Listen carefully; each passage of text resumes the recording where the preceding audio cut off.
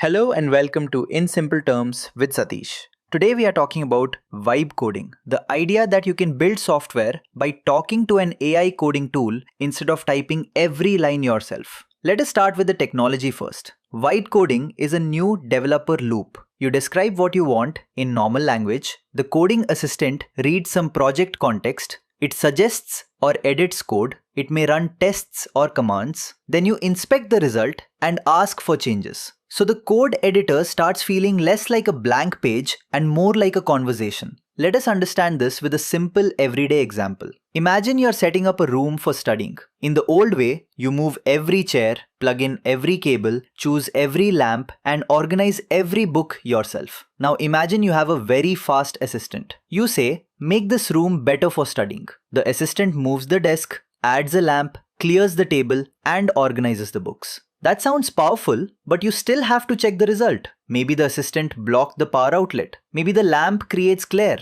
Maybe an important notebook was thrown into the wrong shelf. The assistant saved effort, but you still own the judgment. Vibe coding works the same way. The AI can create the first draft of code quickly, but the engineer still has to check whether the code is correct, secure, understandable, and maintainable. Now return to the actual technical concept. Modern AI coding tools are moving beyond autocomplete. They can read files, understand error logs, edit multiple parts of a project, run tests, and return a diff for review. Some tools can even work in the background on a branch or in a sandbox while the developer reviews the result later. Under the hood, the loop has several layers. First, intent. The human explains the goal. Second, context. The tool needs relevant files, tests, framework rules, logs, and constraints. Third, generation. The model predicts a possible code change. Fourth, execution. The tool may run tests, type checks, or build commands. Fifth,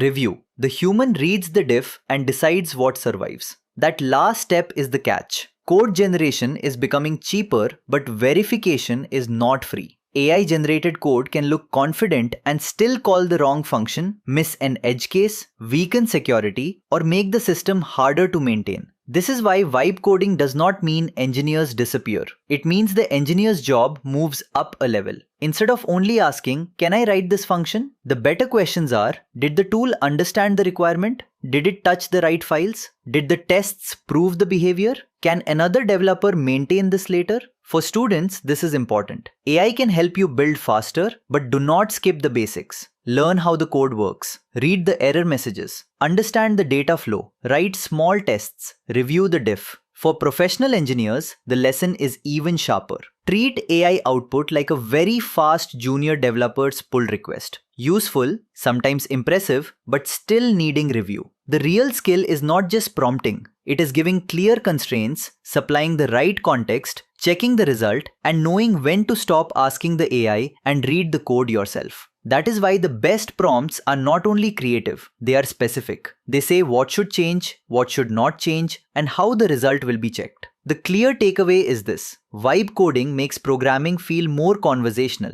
but software still has to survive reality. It must run, pass tests, handle edge cases, protect users, and make sense to the next person who reads it. In simple terms, AI can help write the first draft of code. Engineering is what proves the draft deserves to live in the code base. If this helped you understand the topic in simple terms, follow or subscribe to In Simple Terms with Satish. I will see you in the next episode.